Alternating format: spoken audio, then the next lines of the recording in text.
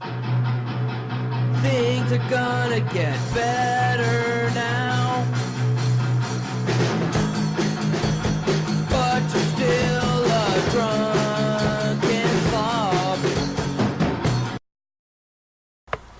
Yes, things just did get a whole lot better because it's your favorite show with at least 11 people that I know of, Headbangers and Hooligans. And as always, yours truly, Scummalicious, Part 2.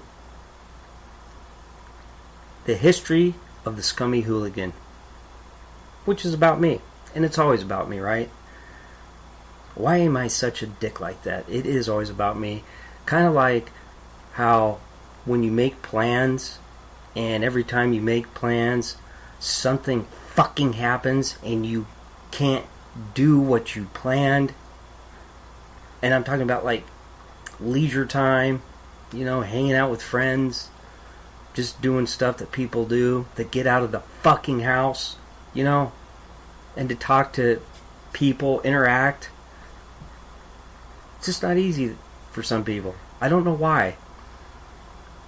But trust me, I've learned my lesson. I am planning nothing anymore. So when somebody says, hey, you coming to our little get-together? We'll see. That's what I'm going to say. And by the way, I'm not blaming anybody for my plans not working out all the time. And it really does happen to me. I swear. Last 3 or 4 years, ugh. But you know what? We don't want to talk about that shit. You didn't click on the button to listen to fucking Dr. Phil or some stupid talk show. We left off yesterday, you know, the beginning.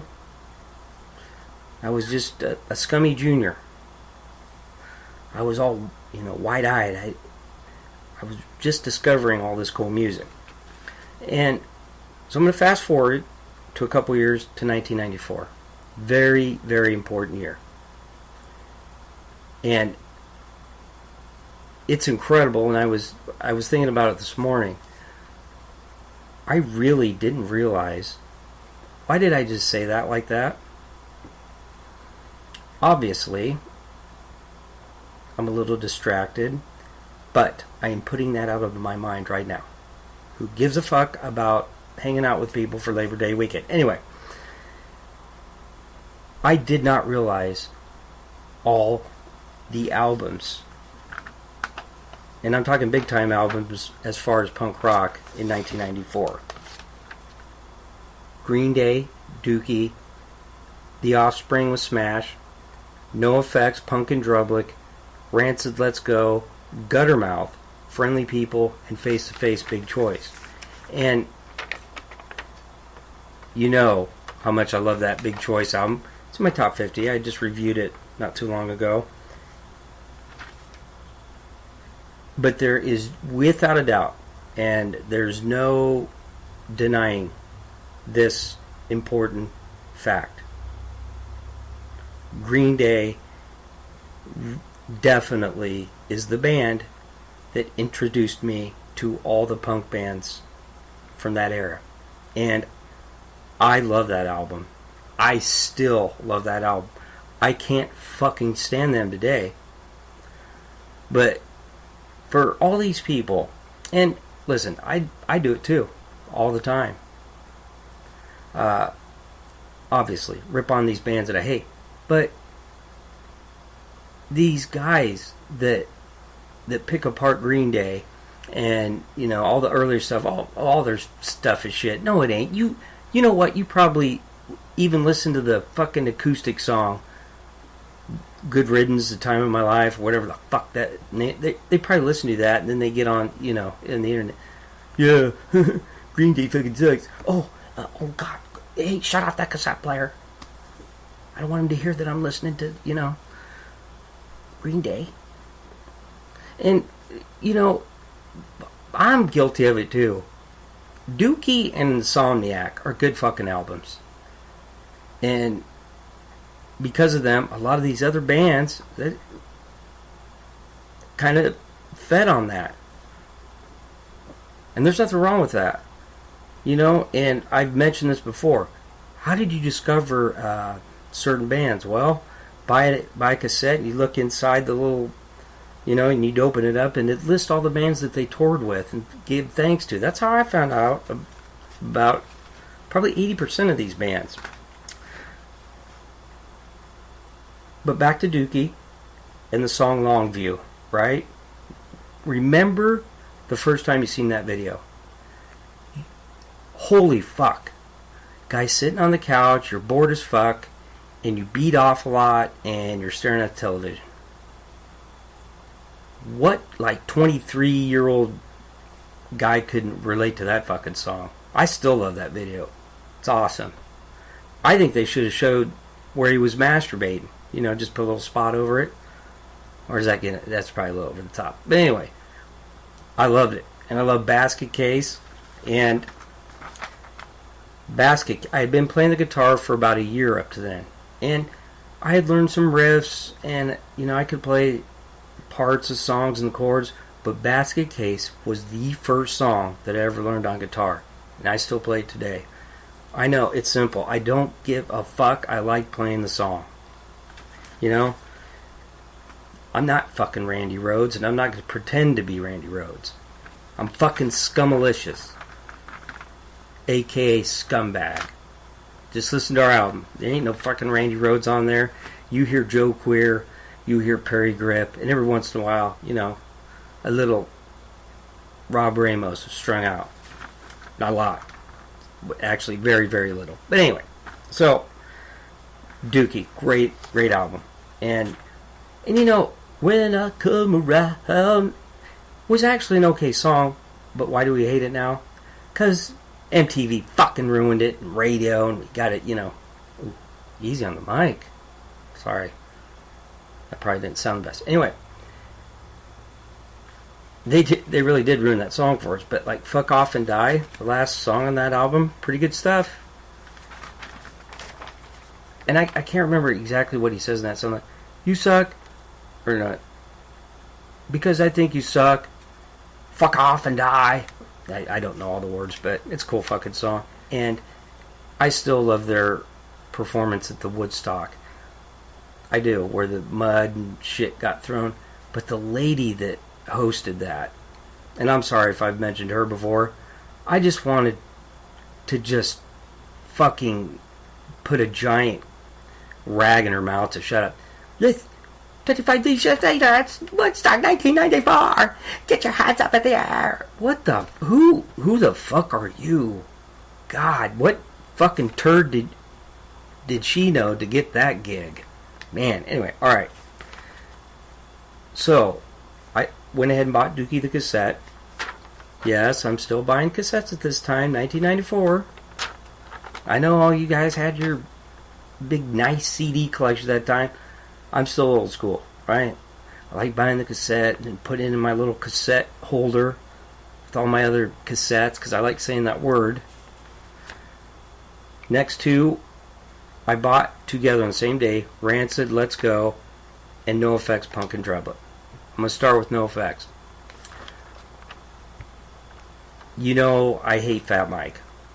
Just, it's a long story, and if nobody's heard me talk about it, you know, maybe I'll do another podcast on down the line. It was when I was on SoundCloud, I talked about him quite a bit.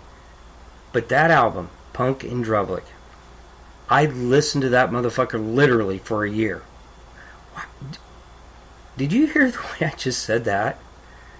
By the way, man, I think I've been drinking too much tea this morning because it's got caffeine in it. Anyway, Linoleum, The Bruise, oh my god.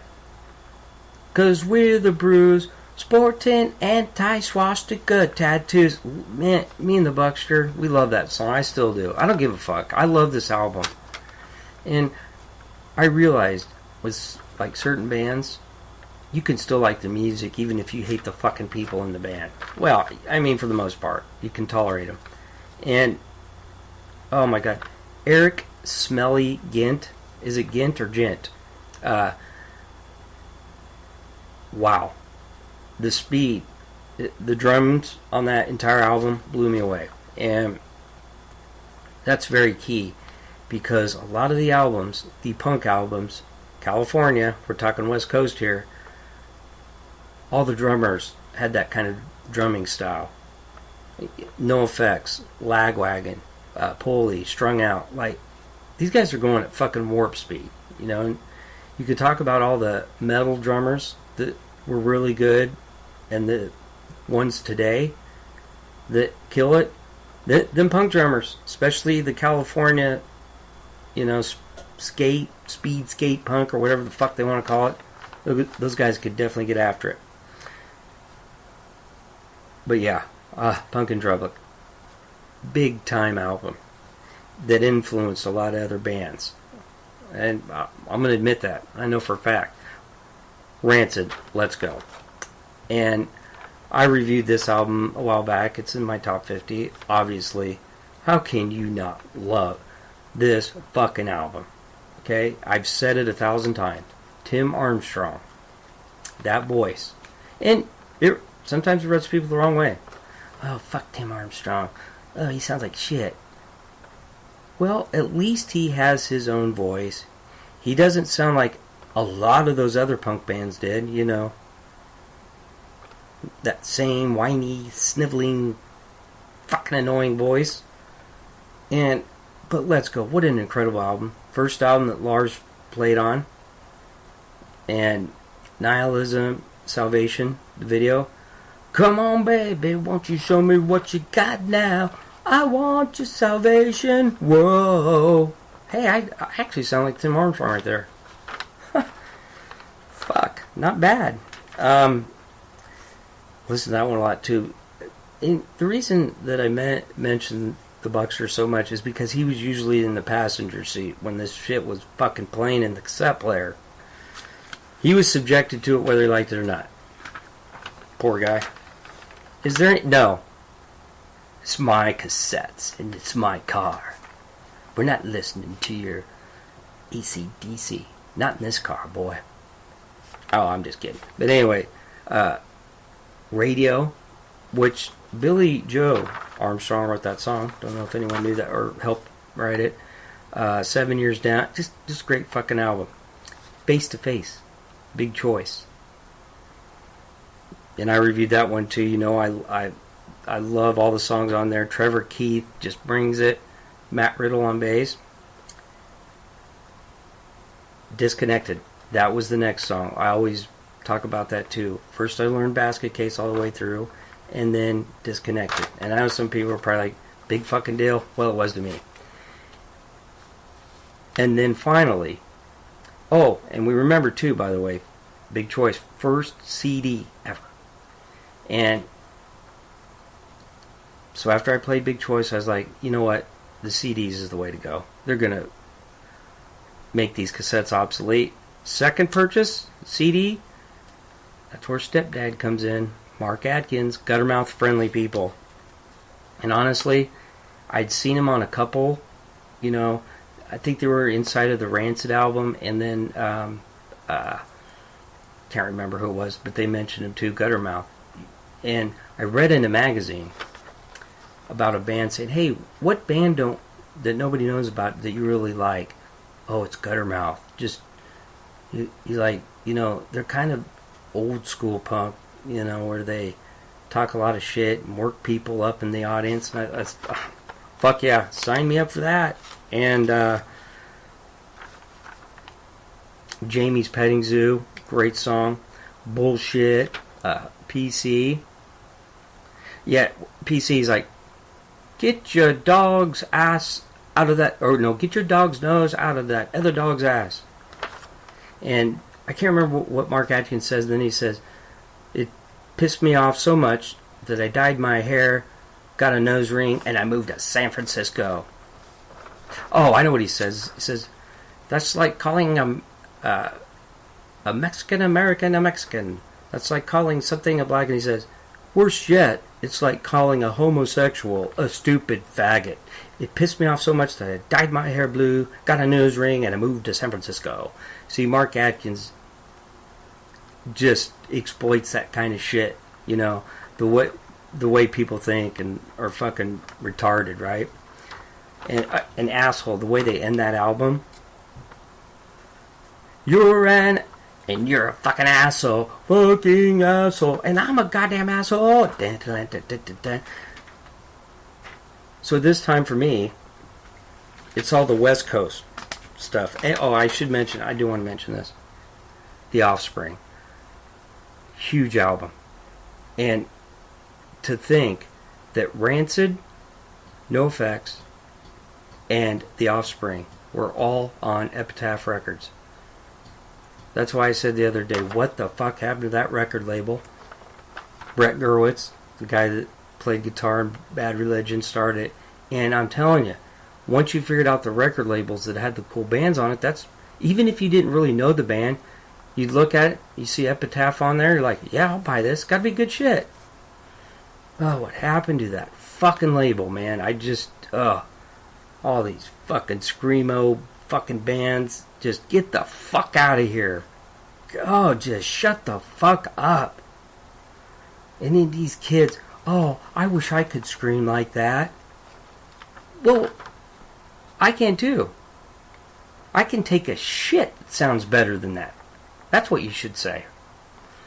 But anyway, so it really is, it's the West Coast punk sound that really got me hooked into it. Alright? So I'm listening to these bands. That's it now. You know, no metal. For the most part. And it's like, okay, I'm a punk rocker. Hey, where's the nearest Hot Topic so I can buy a shirt that makes me stand out and that nobody else has? Like, oh wow, what? Oh, you're a punk rocker. You're crazy. You're different. Really fucking different. Oh, I'm different, alright. Fucking bet your ass on that. Anyway, I'm just being stupid. But the East Coast thing, it was still Monkey Putt, Murphy's Law, and Agnostic Front for the most part for me. And then Danny Anastasi, other band, Dog Eat Dog. I have the cassette, All Boro Kings. I just love the fucking heaviness, his guitar tone on that album. It's heavy and it's thick, and the Bucks will agree with me on this one because he likes this one a lot too. And that was really it as far as the East Coast thing. And I'm eventually I'll tie it all together. You know, it's not like the rap thing. You know, hey, did you hear what Joe Queer said about Fat Mike? Yeah, it's fucking on. Alright, you get your motor scooter, and those guys will get their motor scooters, and we'll meet in Montana and fucking fight it out. Sorry, I'm just in a weird fucking mood today.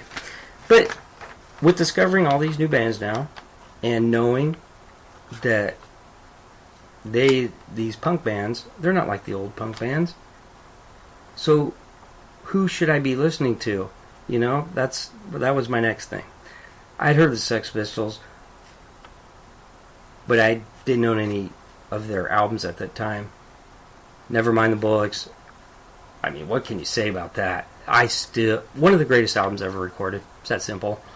And I don't care who agrees or disagrees. It really is. And Johnny Rotten, that voice, I've talked about that a million times. But Sid Vicious, fuck off. Seriously. Sid Vicious was not a musician. He was just a fucking blubbering heroin addict asshole that fucking stabbed his girlfriend to death. Alright? He couldn't even play his fucking bass guitar. And the Sex Pistols music, we all know this. It's not that complicated, right? It's not. You know, I own the movie where Gary Oldman played Sid Vicious, and he was really good in that movie, by the way. Really, really good. But just like stop with the fucking, you know, the people that buy the Sid Vicious, man. He's a fucking idiot. Seriously.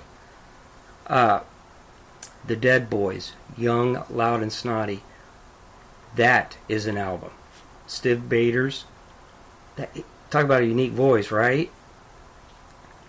And, you know, Sonic Reducer, ain't no loser. Duh. And they definitely had kind of a rougher, rawer edge to them, you know. They weren't political like the Sex Pistols were. And, of course, they were from New York, so that was different. The Ramones, of course. One band that I don't think gets mentioned enough, and this is just my opinion, is the Buzzcocks. Pete Shelley. And I mentioned this before. What an underrated guitarist. Guy's really, really good. Seriously. And really different, especially with punk music. Like, just a lot of the little lead guitar stuff he did was way ahead of his time. Buzzcocks. If you haven't checked them out, you need to. But for me, the ultimate band of the punk band of the 70s, for me, the initial first wave, it's Black Flag for me, but it's with Keith Morris. I was so wasted. I was a hippie. I was a burn. I was a dropper. I was out of my head. Fuck Henry Rollins. I didn't mind Ron Reyes and Des Cadena, but it was Keith Morris for me. So, you know. So basically, I'm all in now. I'm a punk rocker, and I ain't wearing nothing but, like, you know, plaid shorts and a mohawk, you know, just totally punked out, pierced ears and nose. My ass was pierced. My nutsack had a giant hanging metal thing on it. I'm kidding. I'm telling you, it's just one of them days, you know. I have to get. I'm not trying to be nasty or anything, just trying to relieve a little tension. And as always, I thank you for listening to me. This is my new voice, by the way. This is my new podcasting voice, so I sound more professional. Yeah, I became a punk rocker. You know, I used to purchase CDs and cassettes, and then I would listen to them in the car, and I would slowly fondle my nutsack. All right. At that time, I was able to determine, and I mentioned this a little bit before, you see a record label, maybe you don't know the band, but if you see the name, you're like, that band might be good. Epitaph obviously was one of them. Nitro Records, Dexter Holland of the Offspring started that. I don't think it's, I think it shut down. Fearless, and another one was Lookout. Okay? You know, you could kind of look at whatever they've got at the record store, yet you hadn't heard of the band before, you could take a chance. Because you're like, you know what? I like most of the bands I've heard on that label. And that's when I started getting all the compilation discs. Compilation discs. Oh boy, I'm telling you. I found so many bands off of compilation discs, alright? And there's a lot of them. But just today, you know, because we still got a ways to go in this history of me. I'm still just kind of a scummy junior. I'm trying to get up to scumbag status. Just see what I'm saying? Not quite scumbag at this point. Not yet. Still just a little scummy. Alright. The Bouncing Souls. And they actually had been a band at that time. And we're talking 1997 here. Since 89. So they've been together for 8 years. I know, it makes me feel like shit that they were together that long and I didn't know about them yet. And I got their self-titled album. Of course, they're out of New Jersey. Greg Adenito, the singer, come on, you know, Pete, guitar, Brian on bass. Not my Brian, not the Buckster, but Brian Keeneland, and George Rebello, the newest drummer. Man, it's the Bouncing Souls, and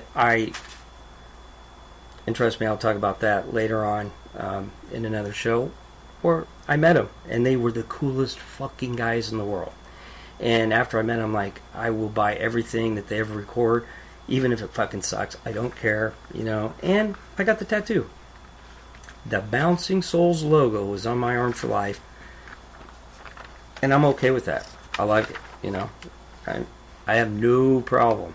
I can be 70 years old and look down, and of course, other people my age would probably like, what the? Who's this? Oh, he's one of those 70-year-olds that thinks he's 58. No, fuck you. I'm 52, bitch. Alright. But Greg, you know, for me at the time, and this was cool, Bouncing Souls are from New Jersey, so, you know, I'm not totally, you know, sucking California's ass. I got my mouth on New York a little bit too. Just a little bit. You know, I haven't quite deep-throated it yet. Oh man, why did I just say that? Why did I just do that? Anyway, so, Cracked, love that song. Say Anything, that's the first song I ever heard from, Say Anything. And another thing that's awesome about the Bouncing Souls, big 80s fans, like me. And I had this shirt, and it was the picture of Pretty in Pink, the movie. I know, call me, I don't care. Call me a tulip or a flower. Or a daisy. Like, God, you're a fucking sissy, Pretty in Pink. I don't care. Anyway, Kate is great, whatever I want, whatever it is, Serenity, and just love that band. And also, from a compilation disc, The Queers. And I'm going to give you the original lineup. Believe it or not, The Queers started 1981. Holy fucking shit. 36 fucking years. Joe Queer, you're killing it. And here's the original lineup. Joe King, a.k.a. Joe Queer. Scott Gildersleeve, who was Tulu. And Jack Hayes was, of course, Wimpy Rutherford. And I mean, their songs are so fucking... I know, they're so simple. It's the Ramones, but it's the Ramones with some balls. That's what I call them. Okay? And the first album I ever purchased from them was Love Songs for the Retarded. You know, you're tripping. You suck. Motherfucker. And then he's like, bring on the biz, 'cause we are the quiz. And you know, they always have the greatest song titles, right? Especially on this album. Ursula finally has tits. Fuck the World. I Can't Stop Farting. I mean, you know, 25 at the time, that shit's still funny. Yeah, I know it's juvenile and immature. Fuck, I'm 46 and I'm more immature now than I was at 25. I farted before I got on here to do this podcast. How about them apples? Well, farts and apples, not a good combination, right? Alright, okay. But anyway, so I've got... You know, I'm giving the East Coast a little love, but there's two bands that kind of, definitely, not kinda, that switched the momentum back to California. First one, Pulley. A steam-driven engine, 1996, out of California, that's right. You could call these guys kind of an all-star punk band at the time. Scott Radinsky, right, singer. Jim Cherry on guitar, who was in Strung Out at the time also as their bass guitarist. Mike Carter, Matt Riddle, yep, same Matt Riddle that was in Face to Face, and the drummer Jordan Burns. And this lineup is going to change, but that was the original lineup that recorded A Steam-Driven Engine. And I'm going to tell you right now, and this won't really surprise anybody, it is in my top 50 of all time. I haven't reviewed it yet, so yeah, I guarantee you it's up there really, really high. And when I heard this, I was like, oh, I'm starting a fucking band. And it was Scott Radinsky, yes, the same guy that was a pitcher, and I think he's a pitching coach now. And I don't want to hear of any more of you stupid fucking, you little Warped Tour fucks. He was a pitcher? Wow, that's really punk. Oh, and what shirt are you wearing? Hawthorne fucking Heights? With your fucking black eyeliner? Don't talk to me about what you think is punk. You fucking vegetable eating fuckface. Anyway, great singer, and I hadn't heard like a, and I'm not saying he's like that. He's an 8-octave singer. No, I'm just saying his voice sounds good, and it was like the music was just different to me. It really, I was like, I have to start a fucking band. Eyes wide open. This is it. My one shot at the big time. I gotta make it count. Stand up and be heard. I just love this album. No Defense, Silver Tongue Devil. He said he saw a good man die. I never thought to ask him why. Pow. Fuck, where's that at? I'm gonna put it in the fucking stereo right now. I just mentioned them with Pulley, Strung Out. The album, 1996, Suburban Teenage Wasteland Blues. And you already know they're from California. Jason Cruz, singer. Jake Kiley and Rob Ramos on guitar. Jim Cherry at the time on bass. Jordan Burns on drums.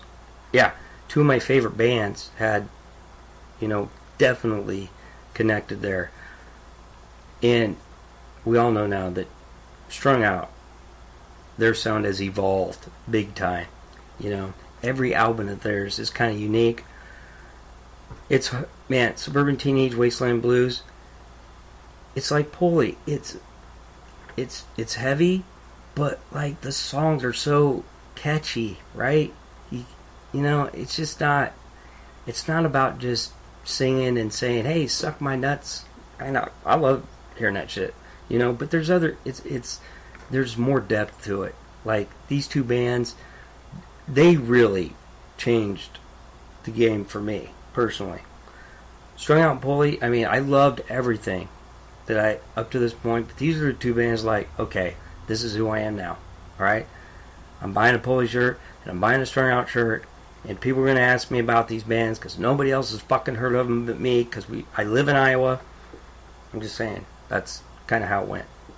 And we're going to leave it right there for part 2. So, yeah, and that we're talking about a 2 to 3 year period there where all these bands that I'm discovering. So, we're finally getting into the meat and the potatoes of this history, this journey. Alright, you know how I do this. Take it easy, and if it's easy, take it twice. I'm out.